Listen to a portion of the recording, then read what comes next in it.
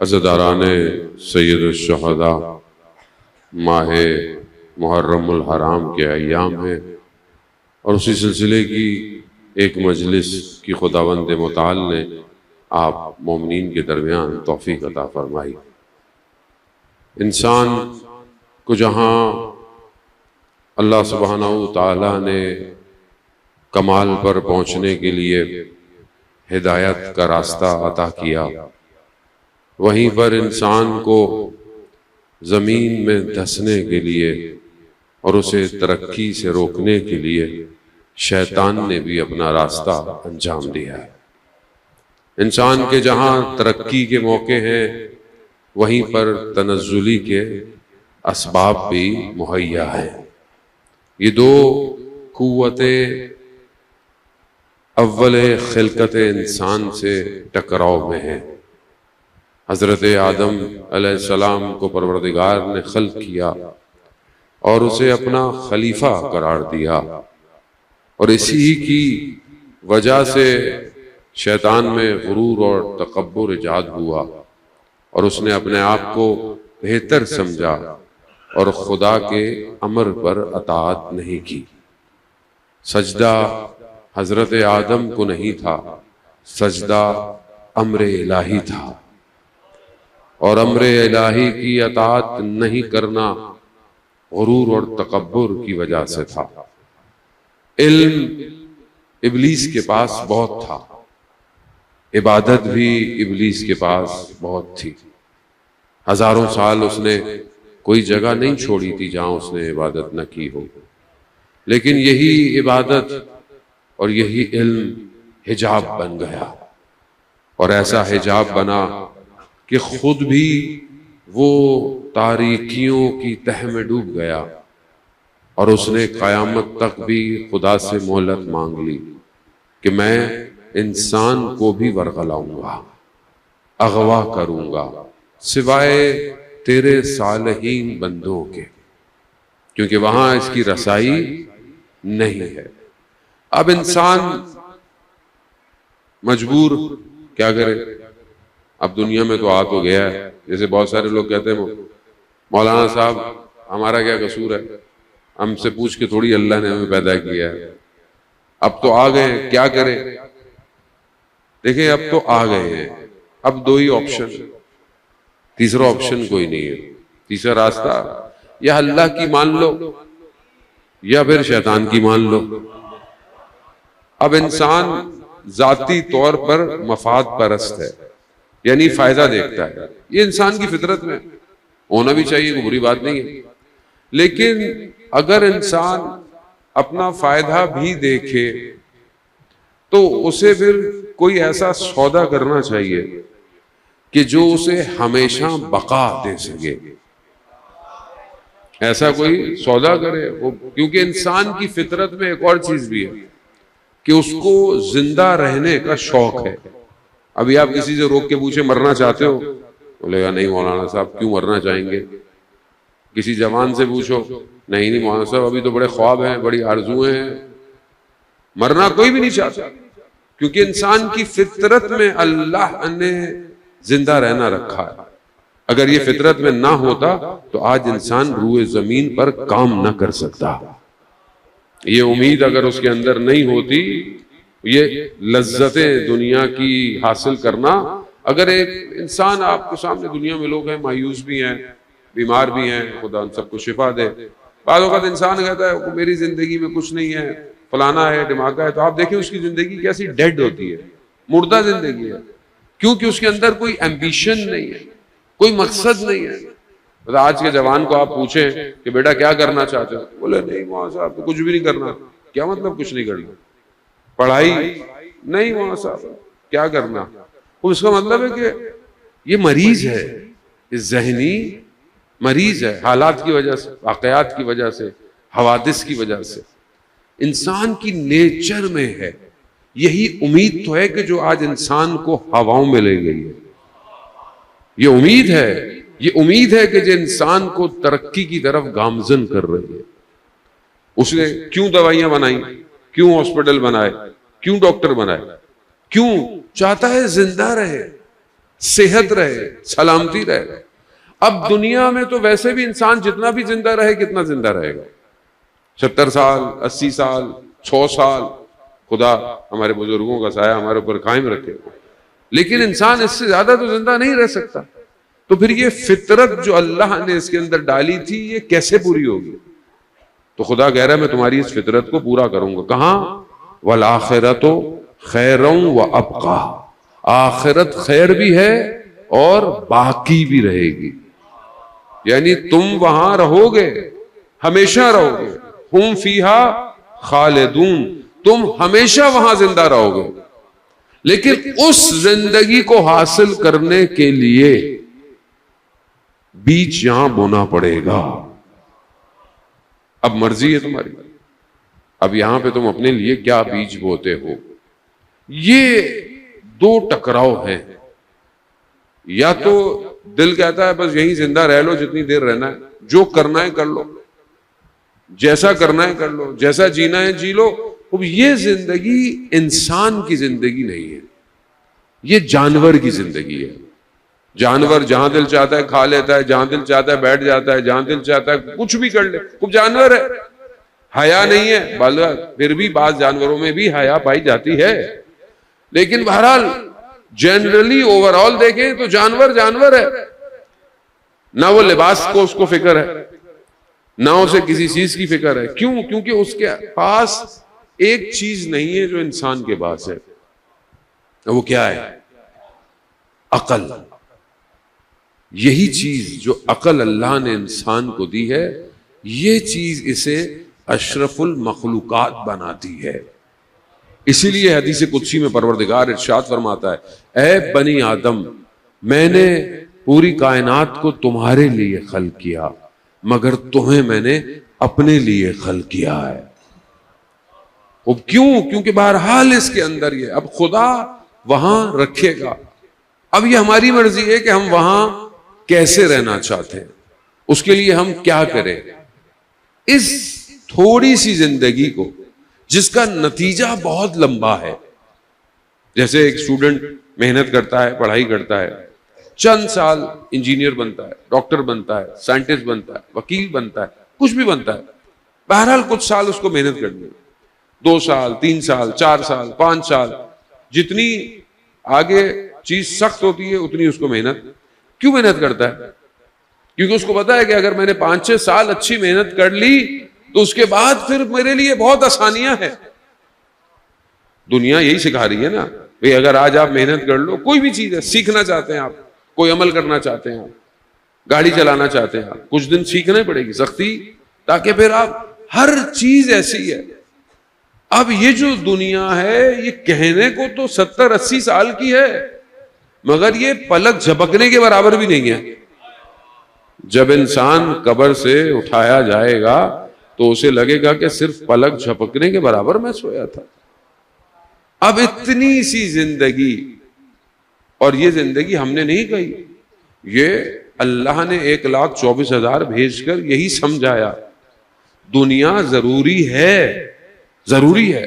ایسا نہیں ہے کہ آپ بولیں دنیا ضروری نہیں ہے، میں پہاڑوں میں چلا جاؤں، میں عبادت کر لوں، میں خانقاہوں میں بیٹھ جاؤں. دنیا ضروری ہے، دنیا کا نظام ضروری ہے، لیکن اگر یہ دنیا صحیح نہیں ہوئی تو نتیجہ اچھا نہیں ملے گا. اس تھوڑی سی دیر کو صحیح کرنے کے لیے اللہ نے اپنے نمائندوں کو بھیجا. نمائندوں کو بھیجا. کیوں بھیجا؟ تاکہ ان کو راستہ دکھائیں. کس چیز کا راستہ؟ دنیا کا راستہ. موٹر وے کیسے بنے گا؟ نہیں. بلڈنگیں کیسے بنے گی؟ نہیں. آسمانوں پہ کیسے جاؤ گے؟ مگر جانتے نہیں تھے کیا؟ جانتے تھے. مولا نے کیا کہا؟ سلونی سلونی، پوچھ لو مجھ سے جو پوچھنا ہے، میں زمین سے زیادہ آسمان کے راستوں سے واقف ہوں. خوب جانتے تھے. کیوں نہیں بتایا؟ کیونکہ امام کا علم الہی تھا. جانتے تھے انسان ترقی کرے گا، انسان فضاؤں میں چلا جائے گا، ہواؤں میں، اسپیس میں، سمندر کی گہرائیوں میں، سب چلا جائے گا. مگر انسان نہیں بن پائے گا۔ اس لیے جو امام نے فرمایا، نہج البلاغہ، امام کے خطبے، امام کے نامے، امام کے اقوال، جو امام نے فرمایا وہ کیا تھا؟ وہ انسان بننے کا فارمولہ ہے۔ وہ یہ انسان چاہیے، وہ انسان کہ جس سے خالق راضی ہو۔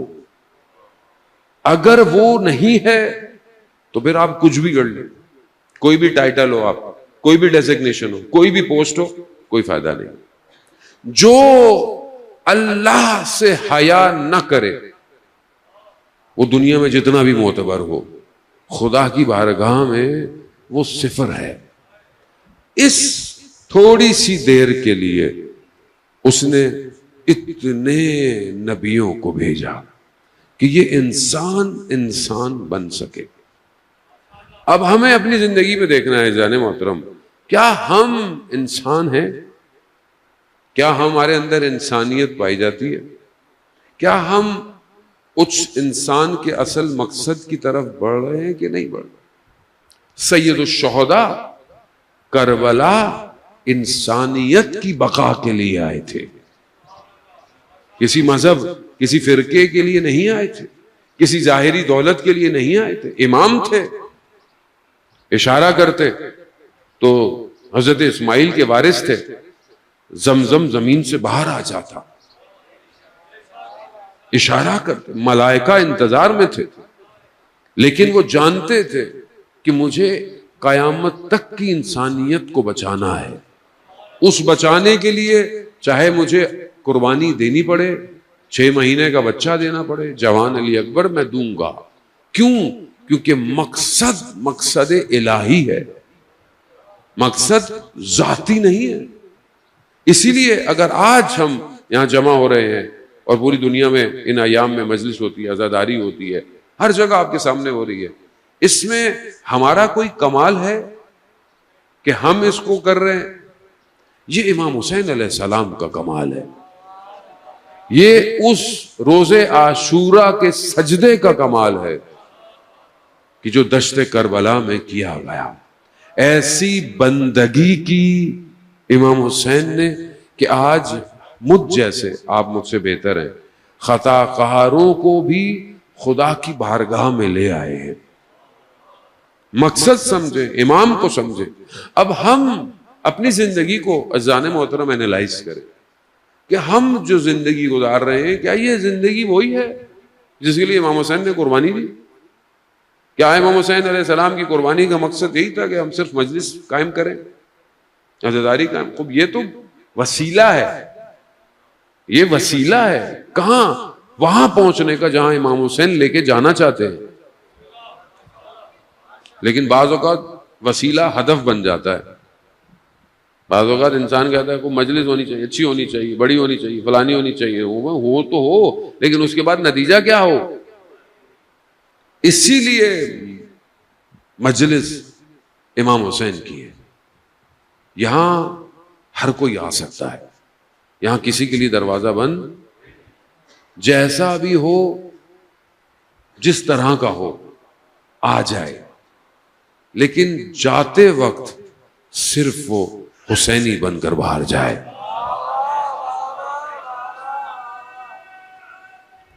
یا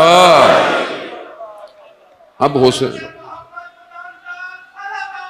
اللہم صلی علی محمد۔ خوب کیا کرے انسان امام حسین علیہ السلام کے راستے پر؟ حسینی کردار چاہیے۔ کیسا کردار؟ امام حسین علیہ السلام نے دشمن کو بھی پانی پلایا، دشمن کو بھی پانی پلایا، آخر وقت تک ہدایت کا دروازہ کھلا رکھا، کوئی آ جائے، کوئی بھی آ جائے۔ جناب حر کہ جنہوں نے امام حسین کا راستہ روکا، لیکن آپ دیکھیں کہ جب آئے، امام نے کوئی شکوہ کیا؟ امام نے اپنے گلے لگایا، سب سے آخر میں آئے، سب سے پہلے چلے گئے، اور حر علیہ سلام ہوا۔ یعنی یہ ہستیاں الہی ہستیاں ہیں، ہم نے فرقوں میں بانٹ دیا ہے. ہمارا قصور ہے، لوگوں کا قصور نہیں ہے. یہ امام ہے، امام. یہ امام مسجد کا امام نہیں ہے، فرقے کا امام. باقی سارے محترم اپنی جگہ پر، لیکن یہ اللہ کا نمائندہ. وہ اللہ کا نمائندہ کا مطلب کیا ہوتا ہے؟ کیونکہ ہمیں اللہ ہی سمجھ میں نہیں آیا تو اللہ کا نمائندہ کیسے سمجھ میں آئے گا؟ ہماری توحید بھی کمزور ہے. وہ جو خالق ہے، وہ جو مالک ہے، اس کا علم ذاتی ہے. اللہ نے علم کہیں سے لیا نہیں ہے. ابھی آپ پڑھتے ہیں، یہاں سے فزکس پڑھ لی، یہاں سے میتھس پڑھ لی، یہاں سے کسی نے فزکس بنائی ہوگی، کسی نے فارمولا لکھا ہوگا. بس ظاہری دنیا ہے نا، ورنہ اس کے باوجود بھی فزکس بھی اللہ ہی کی ہے. فزکس میں کیا پڑھتے ہیں آپ؟ Space, dimensions. کیمسٹری میں کیا پڑھتے ہیں آپ؟ مولیکیول، چیزیں، عناصر، یہ ساری چیزیں. یہ کیا ہیں؟ یہ سب زمین سے ہیں، باہر سے تو نہیں آئی. یہ سب کس کی ہیں؟ ہواؤں کا علم، طبیعت کا علم، نیچر کا علم، بدن کا علم، سب کیا ہے؟ سب خدا کا ہے. خدا نے مخلوق بنائی ہے، خدا نے چیزیں بنائی، جڑی بوٹیاں بنائی، ہر چیز خدا کی طرف سے. اور اس کا علم ذاتی ہے، اس کے لیے کل پرسوں نہیں ہے. سمجھنے کی کوشش کریں، تھوڑا سا مشکل. اس کا علم، میرے پاس علم نہیں دیوار کے پیچھے کون ہے، میرے پاس علم نہیں ہے. لیکن اگر میں اوپر بیٹھا ہوں تو مجھے دیوار کے پیچھے بھی نظر آئے گا. جتنا انسان بلند ہوتا جائے گا اتنا اس کا علم اور معرفت بڑھتی چلی جاتی ہے. جتنا انسان معرفت یعنی شناخت، معرفت کے معنی کیا ہے؟ شناخت، پہچان جتنی بڑھتی چلی جاتی ہے اتنا انسان بڑھتا چلا جاتا ہے. جیسے ایک شخص بزرگ ہوتا ہے، اس کا صبر زیادہ ہوتا ہے، اس کا تحمل زیادہ ہوتا ہے، اس کا تجربہ زیادہ ہوتا ہے. اسی لیے اس کی رفتار میں اور کردار میں اور ایک جوان کے رفتار کردار میں فرق ہوتا ہے. بچہ بے چین ہے، جوان اضطراب میں، جوان شارٹ کٹ کے چکر میں، جوان جلدی کے چکر میں. بزرگ کیا کہتے ہیں؟ نہیں بیٹا، صبر کرو، تحمل کرو. کیوں؟ کیونکہ اس نے اپنی زندگی گزار کر اپنے آپ کو اس سٹیج پہ لے آیا ہے. کیا اس کے پاس کوئی ایکسٹرا علم ہے؟ اس کی زندگی نے اسے یہ تجربہ سکھا دیا ہے. اذان محترم، اب انسان جتنا بلند ہوگا، ہوا میں نہیں، اندر سے، جتنا وہ اپنے قلب کو پاک کرے گا اتنا یہ دنیا اس کے لیے روشن ہوتی رہتی ہے. وہی دنیا، یہ ظاہری دنیا کیا ہے؟ اب یہ سب کس کے اندر ہے؟ کس کے اندر ہے؟ یہ سب کہاں ہے؟ یہ دنیا کہاں ہے؟ دنیا سیارے، ایک پورا گلیکسی، پورا یہ کہکشاں، پھر اس کے بعد اور پھر اس کے بعد اور. دنیا تو ابھی جیمز ویب جو ٹیلیسکوپ ہے وہ دکھاتا رہتا ہے کہ کتنے ٹریلین لائٹ ایئر یعنی روشنی کی رفتار سے چلا جائے تو اتنے ملین ٹریلین سالوں بعد بھی کوئی گلیکسی موجود ہے. اور یہ سب مادہ ہے، مادہ، میٹر. اس میٹر کے علاوہ عالم ملکوت ہے، اس کے اوپر عالم عقل ہے، اس کے اوپر ذات باری پروردگار ہے. لیکن ایسا نہیں ہے کہ خدا اوپر ہے تو نیچے نہیں ہے. سب کچھ اس کے علم کے احاطے میں ہے. کوئی چیز اس سے باہر، وہ ایسا قریب ہے کہ چیزوں سے جڑا ہوا نہیں، اور ایسا دور ہے کہ چیزوں سے اس کا فاصلہ نہیں. قریب ہے، شہر رکھ کے بھی زیادہ قریب. یہ سب اسی کا ہے. اس کے لیے جاننا معنی نہیں رکھتا کہ وہ جانتا ہے، نہیں، سب اسی کا ہے، سب اس کو خبر ہے، سب اس نے بنایا ہے. زمانہ اس کا ہے. زمانہ کس کو کہتے ہیں آپ؟ ٹائم کس کو کہتے ہیں؟ دیکھیں جانے محترم، بریکٹ میں روایتی مجلس تو میں آپ کو پڑھتا ہی نہیں ہوں، تو اس لیے تھوڑا سا آپ کو ذہن اپنا تھوڑا سا آن رکھنا پڑے گا. زمانہ کس کو کہتے ہیں؟ ٹائم کیا ہے؟ سورج کے گرد زمین کا گھومنا اور زمین کا اپنے گرد گھومنا، یہ دن اور مہینوں اور سال کو مشخص کرتا ہے. ٹھیک ہے، اس کو کہتے ہیں ٹائم. یہ ٹائم ہے، یہاں کا ٹائم یہی ہے. دوسرے عالم میں ٹائم کیا ہوگا اس کا اپنا ہے. ہر عالم کا ٹائم الگ ہے. ہر عالم میں بدن کی کیفیت الگ ہے. مثال، جب آپ سوتے ہیں تو خواب دیکھتے ہیں. خواب میں آپ اچانک سے ایک جگہ سے دوسری جگہ چلے جاتے ہیں. کیوں؟ اور تھوڑی دیر سوتے ہیں مگر شاید بہت سفر کیا ہوا ہوتا ہے. عالم مثال ایک جھلک ہے عالم ملکوت کی. سونا ایک مثال ہے، بالکل مثال ہے. اور جب ہم مریں گے تو روایت ہے کہ جب ہم مریں گے تب ہمیں پتا چلے گا کہ ہم ایک خواب دیکھ رہے تھے. اور حدیث پیغمبر ہے الناس نائم، لوگ سو رہے ہیں، جب مریں گے تب جاگیں گے، دھبے دار ہوں گے، تب پتہ چلے گا اچھا یہ تھا. لیکن واپسی ممکن، اس خواب میں تو پھر واپسی ممکن ہے. یہاں تو آپ گر رہے ہوں، آپ کے پیچھے کوئی بھیڑیا لگا ہوا ہو، کچھ ہو تو اچانک چھوڑ جاتے ہیں، پھر کہتے ہیں شکر ہے خواب تھا. وہاں پر خواب نہیں ہوگا، بیدار ہو گئے، بیداری میں سب دیکھیں گے. اب یہ جو سارا علم ہے پروردگار کا، اس کو سب پتا ہے، اس کو سب پتا ہے. اس کے لیے یہ نہیں ہے کہ میں کل کیسا انسان بنوں گا، اسے پتا ہے، اس کا علم ہے. لیکن اس نے جبر نہیں کیا. اب آپ بولیں جب خدا کو پتا تھا کہ ایک شخص خراب ہوگا تو پروردگار روکا کیوں نہیں؟ نہیں، خدا نے انسان کو عقل دے کر یہ بتا دیا کہ میں زبردستی تم پہ نہیں کروں گا، تم نے خود فیصلہ کرنا ہے. اچھا برا میں نے تمہیں بتا دیا ہے، جبر نہیں ہے. یہ جو بعض لوگ کہتے ہیں کہ نہیں جی خدا کی مرضی تھی، یزید جو ہے وہ آ گیا، ہمارا خدا ایسا نہیں ہے. اپنی نااہلیوں کو خدا پہ مت ڈالو. نااہلی ہے نا، وہ قوم نے کچھ نہیں کیا، لوگوں نے کچھ نہیں کیا، تو اب کیا بولے؟ جو اللہ کی مرضی تھی. توحید کمزور ہے. ہمارے اصول دین میں دوسرا اصول دین کیا ہے؟ عدالت، عدل.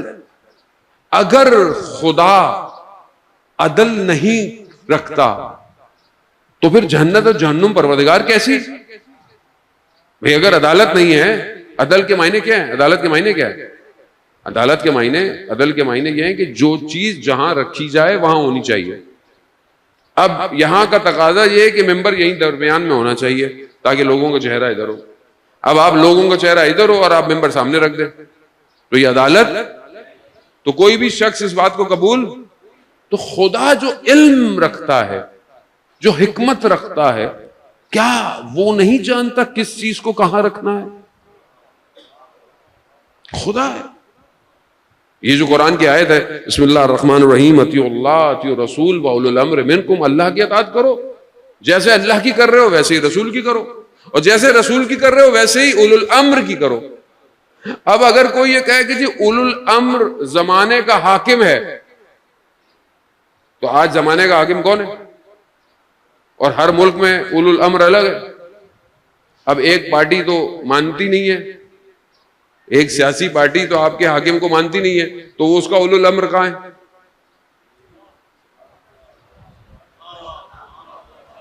مگر بھائی اللہ کہہ رہا ہے، اللہ کہہ رہا ہے اطاعت کرو، تو یہاں تو پارٹیاں یاد آ جاتی ہیں، یہاں سیاست یاد آ جاتی ہے، یہاں گروپ یاد آ جاتا ہے. یہاں اطاعت کیوں نہیں ہے؟ اس کا مطلب ہے کہ اولو الامر کی ڈیفینیشن ہی صحیح نہیں ہے. اور اولو الامر اگر زمانے کا حاکم ہے تو زمانے کا حاکم تو غلطی بھی کر سکتا ہے، کوتاہی بھی کر سکتا ہے. تو کیا میں اس کی اطاعت کروں اور روز قیامت میں خدا مجھ سے پوچھے تو نے یہ کام کیوں کیا؟ میں ہوں پروردگار، اولو الامر کی اطاعت کی تھی، تو کیا خدا مجھے جہنم میں بھیجے گا؟ آپ سمجھتے ہیں کہ خدا کسی ایسے کی اطاعت کا حکم دے گا جو خود غلطی کرتا ہو؟ یہی مسئلہ توحید کا ہے۔ ایک جنگ میں مولا متقیان نے 3 جنگیں لڑی ہیں، ایک جنگ میں جنگ کے درمیان ایک صحابی کھڑا ہو گیا، سوال کر مولا سے، مولا توحید کا سوال ہے۔ ایک صحابی اور کھڑے امام کے صحابی، کہا یہ کوئی وقت ہے سوال کرنے کا؟ جنگ ہو رہی ہے اور تم سوال کر رہے ہو؟ امام نے کہا نہیں رکو، یہ جنگ ہی توحید کی وجہ سے ہو رہی ہے، توحید نہیں ہے۔ جس کی توحید صحیح ہو وہ رسول کے نواسے کو کربلا پیاسا شہید کرے گا۔ توحید کی مشکل ہے۔ وہ جس کے علم نے یہ سب احاطہ کیا ہوا ہے، وہ سب جانتا ہے، اس سے بہتر کوئی نہیں انسان کی ہدایت کے لیے، اسی لیے اس نے اپنے پاس سے بھیجا کہ یہ میرا نمائندہ ہے، اور وہ جو میرا نمائندہ ہے اس کے پاس جو علم ہے وہ میرا علم ہے۔ سمجھنے کی کوشش کریں، میں بہت آرام سے، بڑے احتیاط سے، بہت آرام سے آپ کی خدمت میں کہ سمجھنے کی کوشش کریں کہ سب سے بڑا ڈیزگنیشن پوسٹ دنیا میں کیا ہوتی ہے؟ کمپنی کا سی او ہوتا ہے، سی او ہوگا، فاؤنڈر ہوگا۔ اس عالم میں سب سے بڑی پوسٹ ولایت کی ہے، اور ولایت عالم ولایت ہے، وہ کہ جو عالم روح القدس بھی ہے، وہ جو عالم مجردات ہے، یعنی اس سے اوپر کوئی اور پوسٹ نہیں ہے، خالق کے نیچے ہے یہ سب خالق نے احاطہ کیا ہوا ہے۔ اس ولایت تک جو پہنچتا ہے یا جسے یہ ولایت عطا ہوتی ہے، وہ اس عالم سے لے کر اس عالم میں ڈسٹریبیوٹ کرتا ہے۔ وہ منبع، سورس جہاں سے لے رہا ہے، کیونکہ اس کا اس عالم میں ہونا بڑا ضروری ہے۔ اگر وہ اس عالم میں نہیں ہوگا تو وہ اس عالم کو ہدایت نہیں کر سکتا۔ مثال، چھوٹی سی مثال، میں یہاں سے آپ سے پوچھوں جی تلا گنگ کا رستہ کیا ہے؟ اب اگر ایک شخص مجھے بولے کہ میں آپ کو لے کے چلتا ہوں، اور وہ لے کے چلے اور مجھے وہ کہیں اور لے جائے، تو میں بولوں گا بھائی آپ کو میں نے کہا تھا مجھے تلا گنگ جانا ہے، کہا مجھے آتا ہی نہیں ہے۔ تو میں نے کہا بھائی جب آتا نہیں ہے تو مجھے بولا کیوں نہیں آپ نے؟ تو جو خود راستوں سے واقف نہ ہو وہ کیسے راستوں پہ خدا تک لے کے جائے گا؟ نہیں سمجھے آپ؟ جسے اپنے شہر کے راستے نہ پتا ہوں، جسے اپنے آباء و اجداد کے ناموں کا نہ پتا ہو، وہ کیسے آپ کو خدا تک لے کے جائے گا؟ علم الہی ہے۔ اسی لیے کسی نے پوچھا کس سے؟ امام جعفر صادق علیہ الصلوۃ والسلام صلی اللہ امام سے پوچھا مولا جب بھی آپ سے سوال پوچھیں آپ فوراً جواب دے دیتے۔ کہا تمہارے سامنے ایک برتن ہو، ظرف جس میں کھانا رکھا ہو، تو تم کہاں سے اٹھاؤ گے؟ کہا مولا سامنے ہے، کہیں سے بھی اٹھا لوں گا۔ کہا کائنات ہمارے سامنے ایسے ہے۔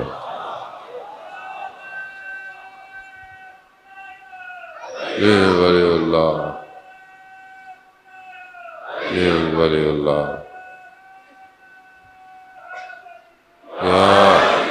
اب یہ علم ہے۔ خلیفہ دوم نے مولا کائنات سے پوچھا، فیصلے تو آپ کو پتا ہے کہ خلفاء کی حکومت میں فیصلے مولا کائنات کرتے تھے، تو خلیفہ دوم نے مولا سے پوچھا کہ بھائی جو بھی فیصلہ آتا ہے آپ بڑی جلدی جواب دے دیتے، سوچتے ہی نہیں ہیں۔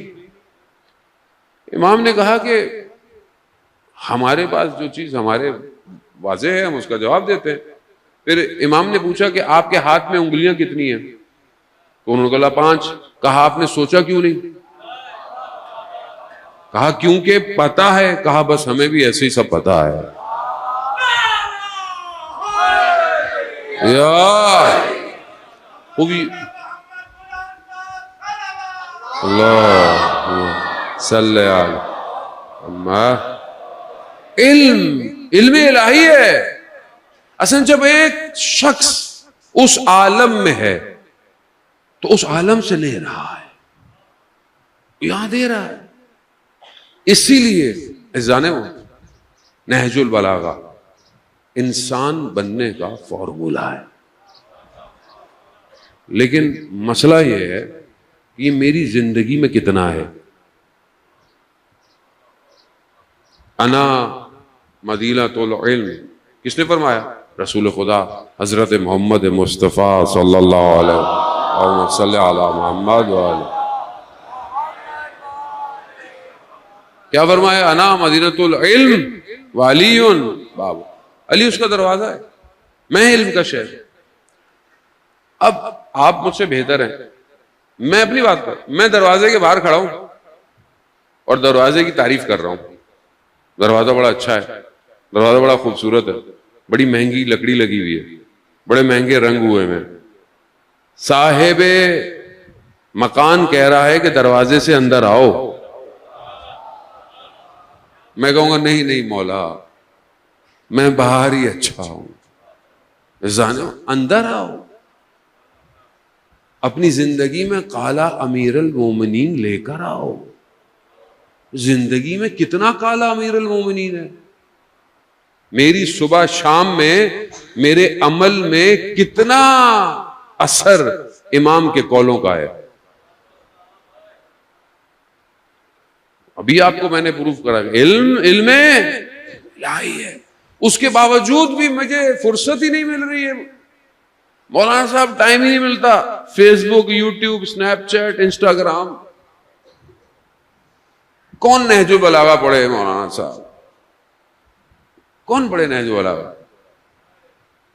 اب تو حجت بھی تمام ہو گئی ہے. اب آپ کو کتاب کھولنے کی بھی ضرورت نہیں ہے.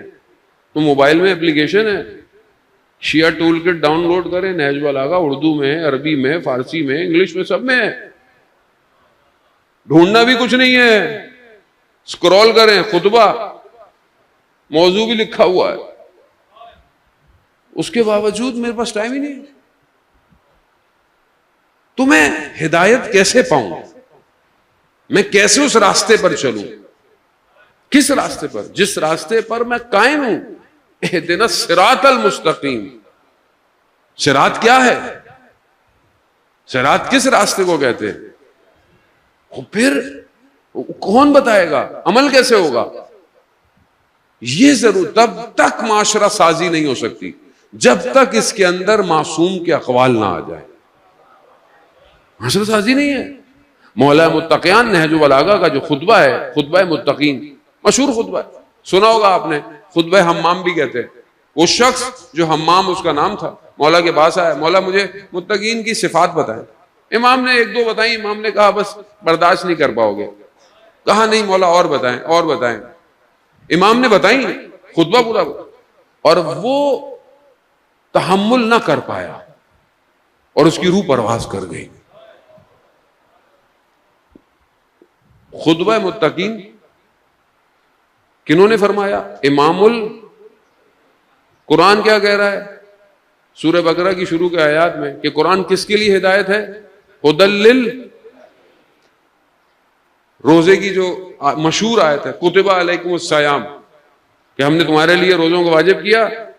شاید اس سے پہلے روزوں کو، جس نے تم سے پہلے قوموں میں، شاید تم لعلکم تقوی اختیار کرو. یعنی متقین یعنی تقوی. اب اتنی جگہ متقین استعمال ہوا. قرآن متقین کے لیے ہدایت، روزہ متقین، تقوی اختیار کرو، پرہیزگاری کرو. امام متقین کا امام. اور لوگوں کے پاس فرصت ہی نہیں ہے کہ خطبہ متقین پڑھ لیں زندگی میں. تو کہاں جا رہے ہیں پھر ہم لوگ؟ اور پھر ہم لوگ انتظار کر رہے ہیں اس کا جو وارث ہے امام کا، وہ بھی تو امام المتقین ہی ہے نا. تو متقی ہوں گے تو جائیں گے اس کے پاس. تو کیا میں کوشش کر رہا ہوں اپنی زندگی میں متقی بن جاؤں؟ اب آپ بولیں گے یہ تو مشکل کام ہے مولانا صاحب، متقی پرہیزگار. خطبہ کھول کے تو دیکھ لیں ایک دفعہ، ایک چھوٹا سا پیراگراف. امام فرماتے ہیں خطبہ متقین میں، متقی وہ ہے جو رات کو کھڑے ہو کر قرآن کی تلاوت کرتا ہے، اور جب جہنم کی آیات آتی ہیں تو گریہ کرتا ہے، اور جب جنت کی آیات آتی ہیں تو اس میں غوطے مارتا ہے. اور اگر اس کی زندگی کا دن مقرر نہ ہوتا، کیونکہ اسے یقین ہے کہ اس کی زندگی کا ایک دن مقرر ہے، تو ایک لمحے کے لیے بھی اس کی روح اس کے بدن میں نہ رہتی. یہ ہے متقین. ایک حصہ میں نے آپ کی خدمت میں بیان. مشکل کام ہے قرآن پڑھنا، مشکل کام ہے. سب کچھ تو پڑھتا ہوں، قرآن نہیں پڑھتا. مشکل ہماری اپنی ہے. اللہ نے ہدایت کا انتظام کر دیا، اللہ نے بھیج دیا. آج جو دنیا میں مشکلات ہیں وہ ہماری اپنی ہیں. آپ کے سامنے دنیا کے حالات ہیں، فلسطین غزہ کے حالات، اسرائیل کے ساتھ دنیا آپ کے سامنے، حق اور واضح باطل واضح ہو چکا ہے. ابھی بھی کوئی چھپانے کی ضرورت نہیں ہے. اس کے باوجود اگر میں انتظار کر رہا ہوں کہ میں امام آئیں گے، ہمیں خود امام تک پہنچنا ہے. خود اپنے آپ کو تیار کریں زن محترم. اگر ہم تیار نہیں کریں گے تو پھر کہاں کون تیار ہوگا؟ دنیا تیار ہو رہی ہے. خدا قرآن میں کہہ رہا ہے تم نہیں ہو. تم نے اگر اپنے آپ کو تبدیل نہیں کیا تو میں ایک قوم کو پیدا کر لوں گا. اور اللہ نے قوموں کو پیدا کر دیا ہے. وہی لوگ کہ جو خیبر کے ماننے والے ہیں، وہی لوگ ہیں نا کہ وہاں پر بھی خیبر کو اکھاڑا ولایت نے، اور آج بھی انہی کے ماننے والوں نے، ولایت کے ماننے والوں نے آج کے خیبر کو بھی اکھاڑ پھینکا ہے.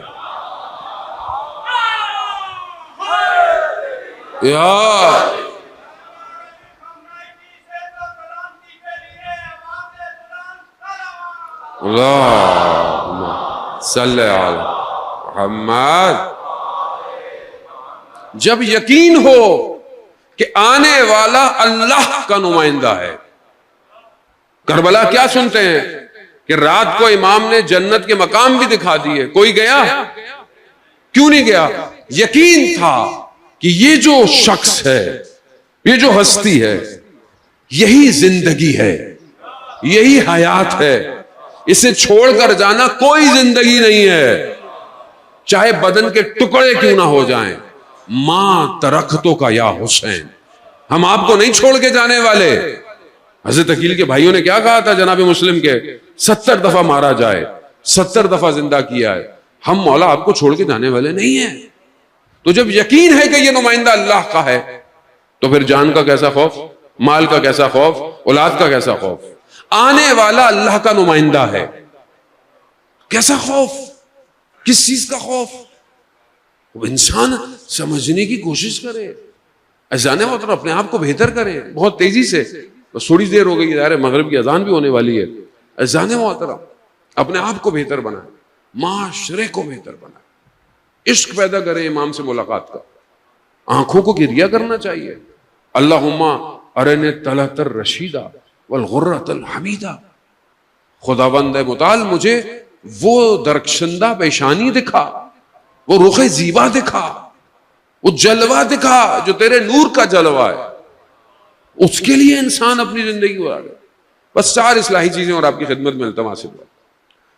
حضرت لقمان نے اپنے بیٹے کو 4 وصیتیں کی اور فرمایا کہ میں نے 400 نبیوں کے ساتھ وقت گزارا ہے. کتنے؟ 400 نبی. ولی نہیں، استاد نہیں، نبی. 400 نبیوں کے ساتھ رہا ہوں، 4 چیزیں سیکھی ہیں. یہ 4 چیزیں بیٹا میں آپ کو بتا رہا ہوں. یا بنیا، اے میرے بیٹے وصیت کر. کیا؟ کہ جب نماز میں کھڑے ہو تو اپنے قلب کی حفاظت کرو. جب نماز میں کھڑے ہو اپنے قلب کی، سب سے پہلے انسان خیالات دل اڑنا شروع کر دیتا ہے. اور جو شخص تمرکز کنسنٹریشن نہ ڈیولپ کر پائے اس کی نماز پتہ ہی نہیں چلتی، 3 رکعت پڑھی تھی 4 رکعت پڑھی تھی گئی. انسان کمزور ہے، ضعیف ہے، پریکٹس کرے، کیونکہ اگر یہ قلب خدا کا نہیں کچھ بھی نہیں پھر خدا کا، اور یہ صرف ہے ہی خدا کے لیے. حدیث قدسی میں پروردگار کہتا ہے میں دنیا کی کسی چیز میں سما نہیں سکتا سوائے قلب مومن کے. قلب مومن کے، خوب قلب کی حفاظت کرے جب بھی آپ نماز میں کھڑے ہو. وقت نہیں ہے اس میں ڈیٹیل میں گفتگو. دوسری چیز، بیٹا جب دسترخوان پہ بیٹھو تو اپنے گلے کی حرام لقمے سے حفاظت کرو، کیونکہ انسان کے عمل پر اس کا لقمہ تاثیر ڈالتا ہے. اگر انسان سے غلطی ہو، گناہ ہو، تو اسے سوچنا چاہیے کہ میں نے کہاں اور کیا کھایا تھا. کسی کا حق تو نہیں کھا رہا، کسی کا مال تو نہیں کھایا ہوا، کسی کے ساتھ زیادتی تو نہیں کر رہا، بہن بھائیوں کا حق تو نہیں کھا رہا، کوئی سی مشکل تو نہیں ہے، امام کا حق تو نہیں کھا رہا، خمس دیتا ہوں کہ نہیں دیتا. بہت سارے لوگ بولے وہاں تو ہمارے پاس تو بچتا ہی کچھ نہیں ہے. تو بچائیں نا. اگر آج امام کے لیے کچھ بچا نہیں سکتے تو کہ امام کو جان کیسے دیں گے؟ بچائیں، 100 روپے بچائیں، 100 روپے بچائیں. امام تھوڑی کو پیسے دیکھتے ہیں، امام آپ کا خلوص دیکھنا چاہتے ہیں، امام آپ کی نیت دیکھنا چاہتے ہیں. وہ لقمہ بہت ضروری ہے. کیا کھا رہے ہیں، بازاروں میں کیا کھلایا جا رہا ہے، حلال گوشت ہے کہ نہیں ہے، حرام گوشت ہے کہ نہیں ہے. یہ برگر چکن جو باہر پتہ بھی نہیں ہوتا صحیح ہے کہ غلط ہے. صحیح ہے تو تحقیق کریں، ضروری ہے. آج کیوں معاشرے میں بے حیائی ہو گئی ہے، کیوں برائی ہو گئی ہے معاشرے میں، بے پردگی ہو گئی ہے، شرم و حیا ختم ہو گئی ہے، دیواریں حیا کی ٹوٹ گئی ہیں. جوان بیٹھا ہوا موبائل پہ انسٹاگرام پہ پتہ نہیں کیا کیا دیکھ رہا ہے. کیوں؟ کیونکہ لقمہ مشکل میں ہے، لقمہ مشکل میں ہے. بیٹے جب دسترخوان پہ بیٹھو تو اپنے گلے کی حرام لقمے سے حفاظت کرو. تیسری چیز کہ جب کسی کے گھر میں جاؤ تو اپنی نگاہوں کو اس کی ناموس سے حفاظت میں رکھو. نگاہ بہت ضروری ہے زانے محترم. اگر یہ نگاہ پاک نہیں ہے سب سے بڑی مشکل. ہمارے ایک استاد بیان کرتے ہیں کہ جو آج کل جوان بیٹھے ہوئے ریلیں دیکھ رہے ہوتے ہیں، نہ چاہتے ہوئے بھی چیزیں آ جاتی ہیں، نہ چاہتے. کہتے ہیں نگاہ پڑنا انسان کی روح کو 500 سال نیچے لے جاتا ہے. 500 سال روح دب گئی. فجر میں اٹھا نہیں جاتا مولانا صاحب، 6 الارم لگاتا ہوں، روح دبی ہوئی ہے. قرآن پڑھنے کا دل ہی نہیں چاہ رہا. قرآن کی آتی ہے کوئی ریل تو میں ہٹا دیتا ہوں. اندر مشکل ہے، مشکل ہے، صاف کرے. چوتھی چیز، جب آپس میں بیٹھو بیٹا تو اپنی زبان کی حفاظت کرو. کہ جب انسان آپس میں بیٹھتا ہے تیسرے کی برائی کرتا ہے، چوتھے کی غیبت کرتا ہے. کیا کر رہا ہے؟ مولا متقیان کہتے ہیں کہ انسان اپنی زبان کے پیچھے چھپا ہوا ہے. جب زبان کھولتا ہے تو پتہ چلتا ہے. تو ہم کیا ہیں، جب ہم بیٹھتے ہیں پتہ چل جاتا ہے. اللہ نے حکمت کو، حدیث ہے، 10 حصوں میں جب تقسیم کیا، 9 حصے خاموشی کے ہیں، سکوت کے ہیں. سکوت، خاموش رہو. نہیں بولنا ضروری، نہ بولو. ضروری نہیں ہے کہ ہر بحث میں اپنا حصہ ڈالو. سکوت انسان کے اندر حکمت پیدا کرتا ہے. وہ اذان محترم خوب معاشرہ انہی چیزوں سے صحیح ہوگا. معاشرہ صحیح کرنا ہے، اپنے آپ کو صحیح کرنا ہے. میں صحیح نہیں ہوا تو گھر صحیح نہیں ہوگا، گھر صحیح نہیں ہوا محلہ صحیح نہیں ہوگا. امام کو کہاں بلائیں گے، امام کو کہاں دعوت دیں گے. یا لیتنی کنت معاکم فافوز فوزا عظیما، کاش ہم کربلا میں ہوتے. بس عزاداران محترم، امام تک پہنچنا کمال ہے. امام انتظار کر رہے ہیں. روز عاشور جب سب لٹ گیا، سیدہ کا لال دشت کربلا میں تلوار کے سہارے سے، کبھی دائیں دیکھتا ہے کبھی بائیں دیکھتا ہے۔ اینا اینا مسلم، اینا اینا ہانی ابن عروہ، اینا اینا حبیب ابن مذاہب، کہاں ہو مسلم؟ کوئی جواب نہیں دے رہا، سب بکھرے پڑے ہیں۔ خیموں سے ودا کیا، بہن نے ماں کی نشانیاں بھائی کو پہنائی۔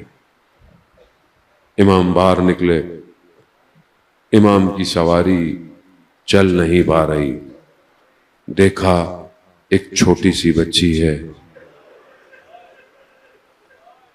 امام کی سواری سے لپٹ کے کھڑی ہوئی ہے۔ بچی کون ہے؟ بچی کی تعریف کبھی آپ نے سنی ہے؟ یہ بچی کون ہے؟ یہ وہ بچی ہے جو صبح سے دیکھ رہی ہے، جو گیا ہے وہ واپس نہیں آیا۔ اس بچی کو یقین ہو گیا کہ بابا جا رہے ہیں واپس۔ امام نیچے اترے، بچی کو گلے لگایا، خدا آپ کی بیٹیوں کو سلامت رکھے، ان کے نصیب اچھے کرے۔ عزاداران محترم، رسول خدا فرماتے ہیں بیٹا گرے مت اٹھاؤ، سختیوں میں پلنے دو، بیٹی گر جائے فوراً اٹھاؤ، کیونکہ کل اس کا نصیب کیسا ہو۔ امام حسین کی اس بیٹی کا نصیب کیا ہے؟ امام نیچے اترے، گلے لگایا، گریا کیا۔ بچی نے یہ نہیں پوچھا، قربان جاؤں اس بچی پر، نہیں پوچھا کہ بابا کب آؤ گے، کہا بابا ہمیں مدینہ واپس چھوڑاؤ۔ امام نے کہا بیٹا اب دیر ہو گئی ہے، کچھ کہا، بچی خاموش ہو گئی۔ عاشورہ، امام کی سواری چلنا شروع ہوئی، پیچھے سے آواز آئی محلن محلن یبن الزہرا، آہستہ چلو زہرا کے لال۔ کون ہے؟ جناب زینب ہے، پیچھے پیچھے جا رہی ہے، بھائی کے پیچھے پیچھے، میری ماں کی آخری نشانی، او حسین جسے ماں نے چکیاں پیس کے پالا تھا، اس محلن محلن، آہستہ آہستہ۔ امام نے مڑ کے دیکھا، کہا بہن ابھی تو مل کر آیا ہوں۔ کہا مجھے ماں کی وصیت یاد آ گئی ہے، ماں کا نام سننا۔ امام حسین نیچے، بہن نے تحت الحنک کا کپڑا ہٹایا، گلے پہ بوسے دینا شروع کیے۔ میں قربان، خدا آپ کے گریے کو قبول کرے۔ عزاداران محترم، ماں جانتی تھی میرے بیٹے کو کتنی ضربتیں لگیں گی۔ ماں جی بڑی تیزی سے، وقت نہیں ہے، بڑی تیزی سے امام چلے گئے، جو جس کے پاس تھا اس نے وہ استعمال کیا۔ بس اتنا کہوں گا، زین سے زمین پر، نہ زین پہ تھا نہ زمین پہ تھا، لوگوں کا ہجوم تھا۔ ذوالجناح واپس خیموں میں آیا، بیبیاں سمجھی مولا آ گئے، باہر نکلا، ذوالجناح اکیلا ہے۔ ذوالجناح مولا، جناب زینب نے دیکھا، نظر نہیں آیا۔ بی بی زینب اونچائی پہ گئی ہے، جو تل زینبیہ ہے نا کربلا میں، وہ مقام ہے جہاں سے بی بی کھڑی ہو کے دیکھ رہی تھی۔ اب بی بی نے کیا دیکھا؟ شمرن جالسن علی صدر، شمر سینے پہ بیٹھا ضربتیں لگا رہا ہے۔ آئے قربان جاؤ، خدا قبول کرے۔ ایک لگی، دو لگی، تین لگی۔ مولا نے کہا شمر، یہاں رسول بوسے دیتے تھے، جب تھک گیا نا بالوں میں ہاتھ ڈالا، پیچھے سے ضربت لگائی، خیموں سے قتل گاہ تک دوڑتی رہی۔ ہاں مگر جب پہنچی تو دیر ہو چکی تھی۔ شمر کے ہاتھ میں مولا کا سر تھا، ہاں مگر جب پہنچی تو دیر ہو چکی تھی، کٹی ہوئی رگوں سے خون ٹپک رہا، ہم اگر جب پہنچی تو دیر ہو چکی تھی، اور ایک بوڑھی ماں دشتے کربلا میں بے ہوش ہوئی تھی، ہم اگر جب پہنچی تو دیر ہو چکی تھی۔ عزاداران محترم، خوب آپ جانتے ہیں نا پھر بدن کا حال کیا ہوا، گھوڑوں کی ٹاپوں نے کیا کیا۔ یہ جب 13 محرم کو سے ایک منزل اور 13 محرم کو اجازت امامت، امام جب کربلا پہنچے نا، بنی اسد قبیلہ، آج بھی بنی اسد قبیلہ 13 محرم کو دوڑتا ہوا آتا ہے۔ امام نے کہا تھا نا کہ اگر تم آ سکو تو ہمیں دفنا دینا، نہ آ سکو تو اپنی عورتوں کو بھیجنا، اگر وہ آ نہ سکے تو اپنے بچوں کو کھیلنا کہ مٹی کے ساتھ کھیلتے کھیلتے ہمیں دفنا دے۔ 13 محرم کو امام بتا رہے ہیں یہ کس کا بدن ہے، یہ کس کا بدن، کیوں؟